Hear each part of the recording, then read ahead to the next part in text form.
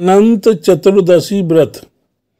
इस व्रत को श्रद्धा सहित करने से और नियम पूर्वक जो इस व्रत को करता है वह सर्व सुख, आरोग्यता, समृद्धि, वंश वृद्धि, धनधान वृद्धि, संतान वृद्धि और वैभव और विजय की प्राप्ति करता है और अंत में सायुज्य मोक्ष को प्राप्त होता है।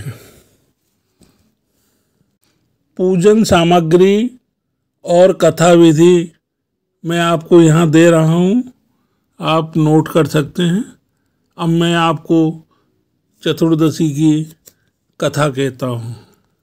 श्री सूत जी बोले कि नैमिषारण्य में पूर्व समय में गंगा तट पर महाराज युधिष्ठिर ने जरासंध के वध के लिए राजसूय यज्ञ किया। राजा युधिष्ठिर ने श्री कृष्ण, भीमसेन और अर्जुन के साथ यज्ञशाला में अनेक प्रकार के रत्नों से सुशोभित मोती के समान क्रांति वाली इंद्र सदृश सभा शोभामान हो रही थी। उसमें यज्ञ के निमित्त सभी राजाओं को बुलाया गया। उसी समय गांधारी का पुत्र दुर्योधन उस यज्ञशाला में आया।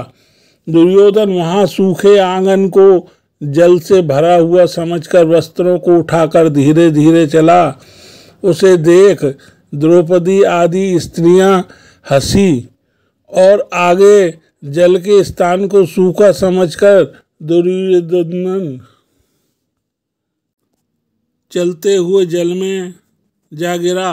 उस समय संपूर्ण तपस्वी राजा तथा द्रौपदी आदि स्त्रियों ने दुर्योधन का उपहास किया। किसी दासी ने ये कहा, अंधे का पुत्र अंधा। यह सुनकर दुर्योधन अत्यंत क्रोधित हो गया और मामा के साथ हस्तिनापुर को चला गया। उस समय शकुनी ने दुर्योधन से मधुर वचन कहा, हे राजन, आप अपने क्रोध को अपने कार्य के लिए छोड़ दें, क्योंकि जुआ खेलने से आप सारे राज्य को पा सकते हैं। हे राजेंद्र, यज्ञ मंडप को चलने के लिए उठिए। ऐसा ही हो कहकर दुर्योधन यज्ञ मंडप में आए। इतने में सभी राजा यज्ञ समाप्त कर अपने अपने देश को चले गए थे। इसके पश्चात राजा दुर्योधन ने हस्तिनापुर में आकर युधिष्ठिर, भीम, अर्जुन आदि पांडु पुत्रों को बुलाकर जुआ खेलना आरंभ किया। कपट से उसने राज्य को स्वयं हड़प लिया और निरपराध पांडवों को जीतकर वन में भेज दिया। जब पांडव वन घूमने लगे, यह समाचार सुनकर भगवान श्री कृष्ण पांडवों को देखने की इच्छा करके उनके पास वन में पहुँचे। श्री सूत जी बोले कि हे ऋषियों, वन में रहने पर दुख से दुर्बल पांडव जगदीश्वर कृष्ण को देख उन्हें प्रणाम करने लगे। युधिष्ठिर बोले कि हे जगदीश्वर, परिवार सहित मैं बहुत दुखी हूँ। इस दुख के सागर से मुक्ति का उपाय बताइए। हे भगवान, किस देवता की पूजा से हम अपना राज्य प्राप्त कर सकें अथवा व्रत को करें जिससे आपके प्रसाद से मेरा हित हो। श्री कृष्ण बोले कि हे युधिष्ठिर, श्री अनंत भगवान का पूजन व्रत पुरुषों तथा स्त्रियों को करना चाहिए। सभी मनोरथों को पूर्ण होने के साथ साथ सब पापों का नाश हो जाता है। तब युधिष्ठिर बोले कि श्री कृष्ण जी, आपके कहे हुए ये अनंत कौन हैं? क्या शेष नाग हैं? क्या तक्षस सर्प हैं? अथवा परमात्मा को अनंत कहते हैं? हे केशव, ये अनंत कौन है? कृपा कर हमें यथार्थ कहिए। श्री कृष्ण बोले, अनंत रूप मेरा ही है। सूर्यादि ग्रह और ये आत्मा जो कहे जाते हैं, पल विपल, दिन रात, पक्ष, मास, ऋतु, वर्ष, युग, यह सब काल कहे गए हैं। जो काल है वही अनंत कहा गया है। मैं वही कृष्ण हूँ जो पृथ्वी का भार उतारने के लिए अवतार धारण करता हूँ। दुष्टों का नाश और साधुओं की रक्षा करने को वासुदेव के वंश में उत्पन्न हुआ हूँ। आदि मध्य अंत कृष्ण, विष्णु, हरि, शिव, वैकुंठ, सूर्य, चंद्र और सर्वव्यापी देवता तथा सृष्टि का नाश करने वाले विश्व रूप महाकाल इत्यादि रूपों को मैंने अर्जुन के ज्ञान के लिए दिखलाया था। योगियों के ध्यान करने योग और संसार रूप अनंत जिसमें चतुर्दश इंद्र है, अष्टावसु 12 सूर्य, 11 रुद्र और नारद आदि सप्त ऋषि तथा समुद्र, विंध्याचल आदि पर्वत, गंगा आदि और वृक्ष, नक्षत्र और 10 दिशा, भूमि, पाताल, भूलोक, भूभो इत्यादि लोक हैं। हे युधिष्ठिर, यह सब मैं ही हूँ, इसमें कोई संदेह नहीं है। युधिष्ठिर बोले कि हे विद्वान, आप अनंत व्रत का महात्म और विधि कहिए तथा अनंत व्रत का अनुष्ठान करने वाले प्राणी को क्या पुण्य होता है, उसका फल क्या होता है, सो कहिए, मैं ये जानना चाहता हूँ। पूर्व काल में यह अनंत व्रत किसने किया और मृत्यु लोक में किसने प्रकाशित किया, यह सब विस्तार से कहिए। तब श्री कृष्ण जी बोले, हे युधिष्ठिर, पहले सतयुग में एक सुमंत नाम का ब्राह्मण था। उसने वशिष्ठ गोत्र में उत्पन्न भृगु की सुंदर कन्या दीक्षा को वेदोक्त विधि से विवाह किया। थोड़ा समय बीतने पर उसके गर्भ से उन्नत लक्षणों वाली कन्या उत्पन्न हुई। यह सुशीला शीला नाम वाली कन्या पिता के घर बढ़ने लगी। उसी समय शीला की माता ज्वर से पीड़ित होकर पवित्र नदी के जल में गिरकर मर गई। इसके पश्चात सुमंत ने ब्राह्मण की कन्या से, जिसका नाम कर्कशा था, विधि पूर्वक विवाह किया। दुष्ट स्वभाव कर्कशा नित्य झगड़ा करने वाली उसकी सौतेली शीला नाम की कन्या अपने पिता के घर में भीत पर और खम्बा और देहली पर चित्रकला में, तोरण आदि में चतुर थी। नीले, पीले, सफ़ेद, काले इत्यादि रंगीन चित्र विचित्र से साथ ये शंख कमल बारंबार बनाया करती थी। इस प्रकार बहुत काल व्यतीत हुआ और इस प्रकार यह कौमार्य अवस्था वाली शीला पिता के घर में बड़ी हुई। स्त्रियों के युवावस्था चिन्ह से युक्त शीला को देख सुमंत ने चिंता की, यह कन्या मैं किसको दूं। इस विचार से दुखी हुआ। उसी समय वेद के जानने वाले और श्रेष्ठ और स्त्री की इच्छा करने वाला कांति युक्त मुनियों में श्रेष्ठ कौंडिल्य ऋषि वहाँ आए और बोले, हे सुमंत, तुम्हारी सुंदरी कन्या शीला को मैं वरण करना चाहता हूँ। तब सुमंत ने शुभ दिन में श्रेष्ठ मुनि एक धर्म पुरुष कौंडिल्य नामक ऋषि से कन्या का विवाह कर दिया।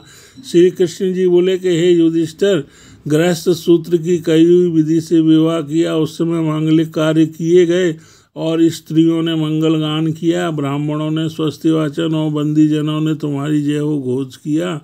यह विवाह कर्म संपन्न होने पर ब्राह्मण ने अपनी कर्कशा से सुमंत बोले कि हे प्रिय, दामाद को संतोष के लिए कुछ दहेज देना उचित है। ऐसे वचन सुनकर कर्कशा ने क्रुद्ध होकर अपने घर के संपूर्ण पदार्थों को एकत्र कर उन्हें पेटी में बंद कर अपने पिता के घर जाने को कहा और भोजन से बचे हुए पदार्थ मार्ग में भोजन के लिए रख लिए। सुमंत बोली कि घर में धनादि कुछ भी नहीं है, जो हो तो देख लो। हे युधिष्ठिर, ऐसे वचनों को सुनकर वह महादुखी हुआ। विवाह के पश्चात कौंडिल अपनी शीला को रथ में बिठाकर वहाँ से धीरे धीरे चले। मार्ग में पुण्य रूपा यमुना नदी को देखकर उसके किनारे पर रथ खड़ा कर नित्य कर्म करने को चल दिए। दोपहर को भोजन के समय उसी यमुना तट पर उतर शीला ने लाल वस्त्र पहने हुए बहुत सी स्त्रियों को देखा, जो अनंत चतुर्दशी में भक्तिपूर्वक जनार्दन भगवान की पूजा कर रही थी। उस इन स्त्रियों के समीप जाकर धीरे से शीला ने पूछा, हे भार्याओं, कृपा कर मुझसे कहो कि ये आप किसका व्रत कर रही हैं और इस व्रत का नाम क्या है। शीला के ऐसे वचन सुनकर संपूर्ण स्त्रियां बोली कि हे शीला, इसका नाम अनंत व्रत है। इस व्रत में अनंत देव की पूजा की जाती है। यह वचन सुनकर शीला बोली, मैं भी उस उत्तम व्रत को करूँगी। और स्त्रियों से पूछा, इस व्रत का क्या विधान है और इसमें क्या दान आदि होगा तथा किस देवता की पूजा होगी। उसके यह वचन सुनकर सब स्त्रियां बोली, हे शीला, अच्छे अन्न का एक सेर मालपुआ बनवाए, उसमें से आधा भाग ब्राह्मण को दक्षिणा दे, किसी नदी के तट पर अनंत का पूजन करे, कुशा का शेष नाग बनाकर बांस की टोकरी में स्थापित करे। फिर उस शेष जी का आह्वान प्राण प्रतिष्ठा करके स्नान करवाए और वेदी पर चंदन पुष्प धूप दीप और बहुत प्रकार के नैवेद्य अनेकों प्रकार के पकवानों से उनकी पूजा करे। इस शेष के आगे कुमकुम से रंग और 14 गांठ लगाकर एक डोरे का पूजन कर पुरुष अपने दाएं हाथ में स्त्री अपने बाएं हाथ में बांधते समय यह मंत्र पढ़े कि हे वासुदेव, इस संसार रूपी सागर में डूबते हुए मेरा उद्धार करे। ऐसा अनंत सूत्र है, इसके लिए मेरा नमस्कार है। तदंतर सूत्र को हाथ में बांधकर अनंत की इस कथा को सुने और संसार रूपी नारायण अनंत का ध्यान करे।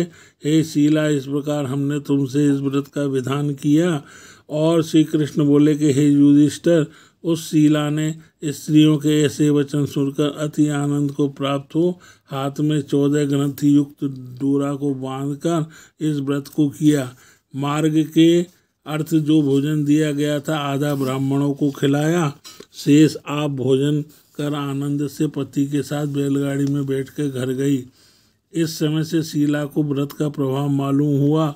अब अनंत व्रत करने से गौ धन और लक्ष्मी से उसका घर परिपूर्ण हो गया।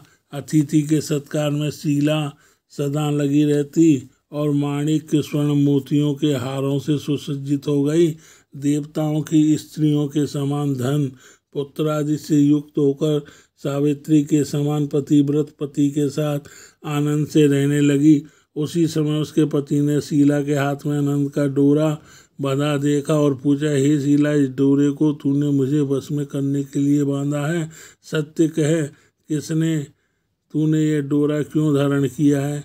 शीला बोली, हे स्वामी, जिसके प्रसाद से मनुष्य इस लोक में धन धान्य आदि संपदाओं को पाते हैं, उसी अनंत के डोरे को मैंने धारण किया हुआ है। शीला के ऐसे वचन सुनकर उसके पति कौंडिल ऋषि ने लक्ष्मी के मद से अनंत के डोरे को तोड़ दिया और बोला, यह अनंत कौन है? इस मूढ़ ने डोरे को जलती हुई आग में डाल दिया। तब हाय हाय कर दौड़ती हुई शीला ने अनंत सूत्र को अग्नि से निकालकर दूध में डाल दिया। इस कर्मों के फल से कौंडिन्य के सब ऐश्वर्य नष्ट हो गए। चोर उसकी गौ चुरा ले गए, आगे से उसका घर जल गया और जो पदार्थ जिस प्रकार से आया उसी प्रकार से चला गया। अपने स्वजनों से कलह और बंधुओं से नित्य प्रति झगड़ा होने लगा। उसी अनंत के डोरे को तोड़ने से घर में दरिद्रता आ गई। भगवान बोले हे युधिष्ठिर, उस कौंडिल्य से कोई मनुष्य बोलता भी न था।